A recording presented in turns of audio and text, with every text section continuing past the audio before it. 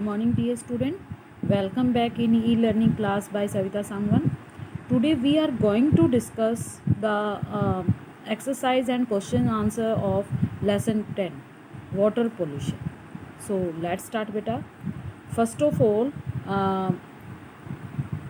on page number 76, you have been asked 4 natural sources of water.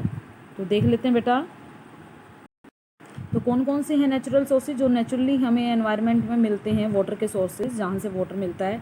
Rain, next river, lake, सी, ये हो गए। Next देखिए बेटा, exercise fill-ups देख लेते हैं। Dash is the purest form of water. Purest मतलब प्योर क्या होता है? शुद्ध। तो वाटर की प्योरेस्ट फॉर्म, प्योर वाटर कहाँ से मिलता है, कौन से सोर्स से मिलता है? तो बेटा इसका आंसर आएगा रेन, क्योंकि जो रेन होती है वो कैसे होती है?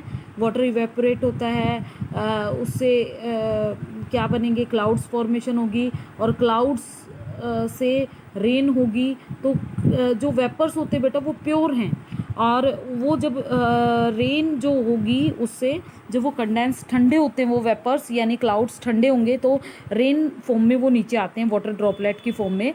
तो बेटा वो प्योर होता है, लेकिन जब एनवायरनमेंट में एंटर करता है तो उसमें कई सारी इम्प्योरिटीज़ ऐड हो जाती है, like dust, germs, smoke etcetera.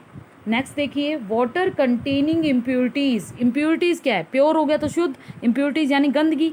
जिस वाटर में गंदगी होगी that is called polluted water. Next चलेंगे, केमिकल फर्टिलाइजर्स। केमिकल फर्टिलाइज़र क्या होते हैं बेटा? एक तो फर्टिलाइज़र होता है जो ऑर्गेनिक है, जैसे जो गोबर होता है, काऊ डंग जिसे बोलते हैं हम, और उससे ये एग्रीकल्चर वेस्ट और इन चीज़ों से जो मैन्योर, अगर हम उसको कहें ऑर्गेनिक फर्टिलाइज़र को मैन्योर, वो प्रिपेयर होता है बेटा। वो प्लांट्स के लिए बहुत अच्छा है, लेकिन जो केमिकल्स हैं वो कहीं ना कहीं हार्मफुल होते हैं। तो जो ये चीज़ें जो फार्मर्स यूज़ करते हैं, पेस्टिसाइड भी यूज़ करते हैं, वो किस लिए? क्रॉप्स को पेस्ट से बचाने के लिए। कई तरह के पेस्ट हो जाते हैं, इंसेक्ट हो जाते हैं, उनसे बचाने के लिए कुछ पेस्टिसाइड यूज़ करते हैं जो उनको किल कर देगा। तो इस तरह की जो चीज़ें यूज़ की जाती है फार्मर्स के द्वारा कैन कॉज वाटर पोल्यूशन, क्योंकि जब उसमें वाटर देंगे तो वो वाटर का पार्ट बन जाएगी, और वाटर के थ्रू वो ग्राउंड वाटर, और अगर वहाँ का वाटर ओवरफ्लो होके रिवर या कैनल में पहुँच जाता है तो वो उसका भी पार्ट बन जाएगी। तो इस तरह से वो भी वाटर पोल्यूट करते हैं। तो नेक्स्ट है, drinking dash water can cause disease like diarrhoea, jaundice etcetera. तो किससे होती है बेटा? पोल्यूटेड वाटर से। जो वाटर प्योर होता है उससे नहीं होती, पोल्यूटेड वाटर को ड्रिंक करने से होती है। Next, dash and agriculture waste increase the growth of microorganism in water.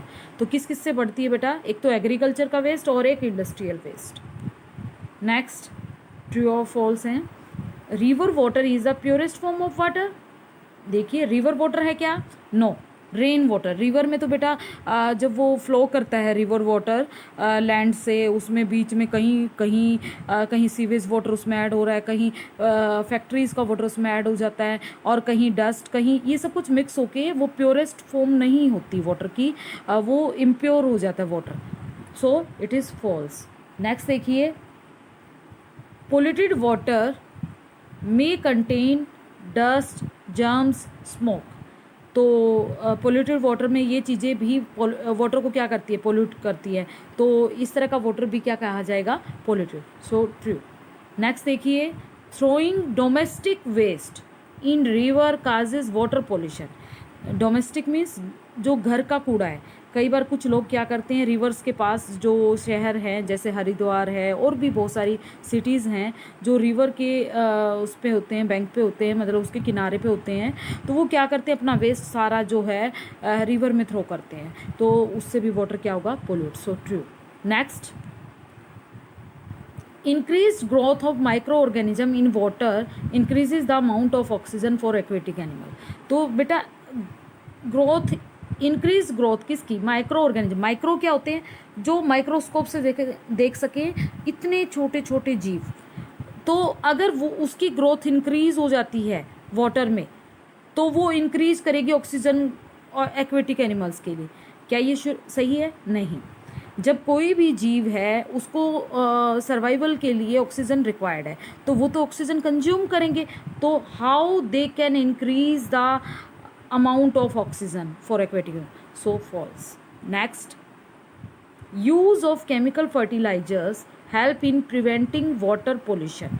तो देखिए बेटा, अभी हमने डिस्कस किया था जो केमिकल फर्टिलाइजर्स हैं जिन्हें फार्मर यूज़ करते हैं, तो अगर वाटर इरिगेशन की है, मतलब इरिगेशन किया है यानी पौधों को पानी दिया गया, उस केस में भी हो सकता है। कई बार फील्ड ओवरफ्लो हो जाती है, तो वो कई बार क्या होता है, कैनल का पार्ट बन जाता है ऐसा पानी।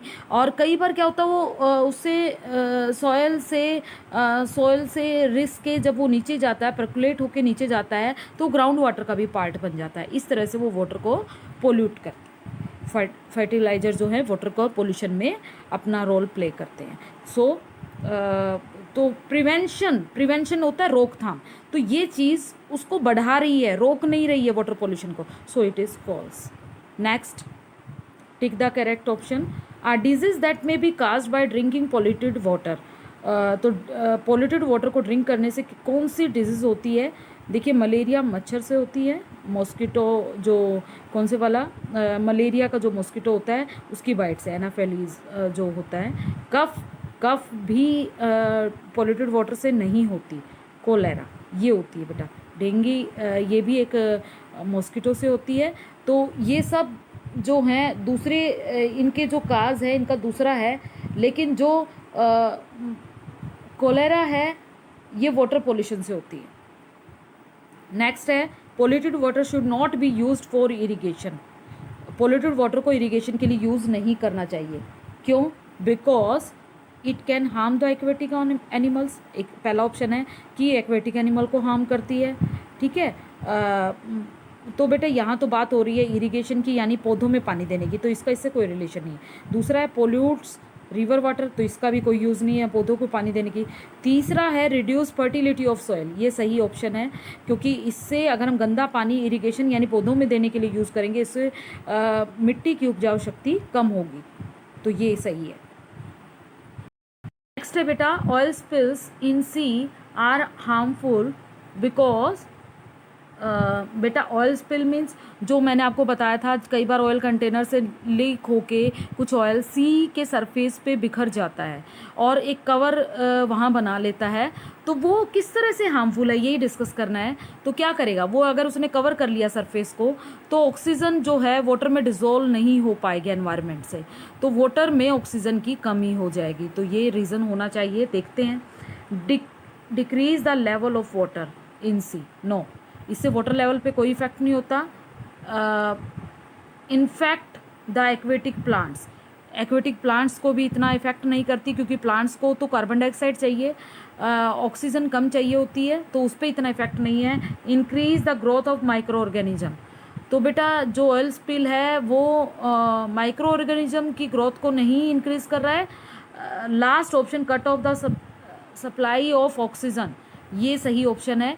तो क्योंकि सरफेस पे कवर बनाने से ऑक्सीजन कट ऑफ हो जाती है, ऑक्सीजन की सप्लाई कट ऑफ हो जाती है एक्वेटिक एनिमल्स के लिए। तो नेक्स्ट देखिए, pollution of river water can be reduce. River water का पोल्यूशन रिड्यूस हो सकता है। कैसे? Number 1, chemical fertiliser are use for increasing the production. बेटा केमिकल फर्टिलाइज़र तो पहले ही पोल्यूशन को, वाटर पोल्यूशन को बढ़ाते हैं। जब वो वाटर का पार्ट बनते हैं तो वो भी वाटर पोल्यूशन करते हैं। नेक्स्ट है, farmers use sprinkler for irrigating their field. तो हम फार्मर स्प्रिंकलर यानी छिड़काव से पौधों को पानी दे, इससे पोल्यूशन कम नहीं होता। तो नेक्स्ट है,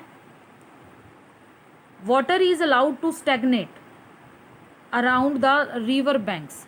वाटर खड़ा हो जाता है, पानी खड़ा हो जाता है नदी के किनारे, ये भी कोई रिवर वाटर का कारण नहीं है। तो people do not wash clothes और bath their cattle in river water, ये सही कारण है। तो कुछ लोग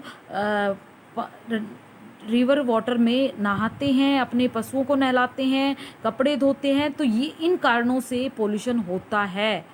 अगर वो ना करें, डू नॉट वॉश, तो इससे रिड्यूस हो सकता है। तो ये इसका सही ऑप्शन है। नेक्स्ट चलेंगे पार्ट डी। तो देखिए, name any to materials which can make rain water impure. ऐसे दो मटेरियल बतानी है जो रेन वाटर को इम्प्योर यानी अशुद्ध यानी गंदा बनाते हैं। तो देखिए, dust, harmful gases, germs etcetera. तो ये चीज़ें हैं जो रेन वाटर को गंदा बनाती हैं। इसमें स्मोक भी आ सकता है। तो ये सारी चीज़ें क्या करती हैं, रेन वाटर को इम्प्योर करती हैं। तो स्मोक, क्योंकि उसमें गैसेस मेनली होती हैं, तो हार्मफुल गैसेस में ही आ गया। नेक्स्ट देखिए, name any to human activities which can cause water pollution.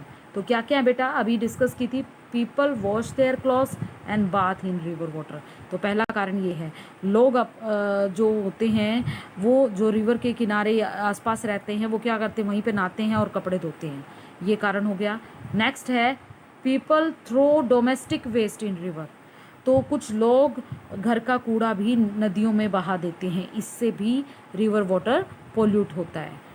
Next चलेंगे, which two pollutant are often dumped.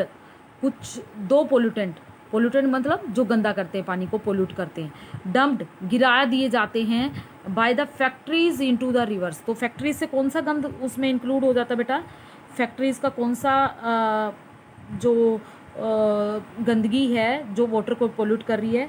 Number 1 waste material, number 2 harmful chemicals. तो जो फैक्ट्रीज़ का वेस्ट है वो पोल्यूट करता है। हार्मफुल केमिकल जो फैक्ट्रीज से वहाँ पर थ्रो कर दिए जाते हैं, बहा दिए जाते हैं रिवर्स में, उससे पोल्यूट हो रहा है। Name any two disease that may be caused by drinking polluted water.